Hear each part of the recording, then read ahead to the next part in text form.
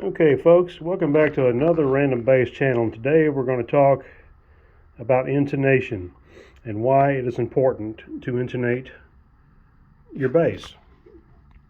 Here we go. The reason being is if you don't properly intonate your instrument, then what's going to happen is that every note that you play is going to be either slightly off, it's going to be sharp, or it's going to be flat. And the key reason we do this is to so you won't have any sharp or flat notes. So the best way to go about this is to check your intonation. Let's say your E string, the top string, or the bottom string is the E string, the low E.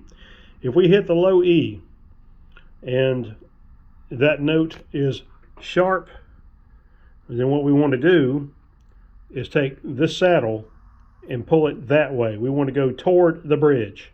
So you'll take this screw, turn it clockwise, and you'll go toward the bridge, and that should take out some of the sharpness. So when you keep checking it until your E string at the 12th fret shows that is in tune with the open nut position, with the E string at open tuning. You check it open tuning, and then you check it at the nut, and if it needs to read in tune at the nut and at the 12th fret. And if it's not, then you can go back and tweak it.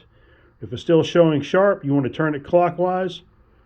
And if it's showing flat, you want to turn it back toward the nut counterclockwise. So you can move these saddles back and forth. Same thing with your A string, your D string, and your G string. And once you've dialed in those parameters and gotten it in tune, then you can worry about your string height, the height of your strings on the neck board, the fingerboard. And then sometimes you may have to go back and recheck your intonation after you lowered the saddles.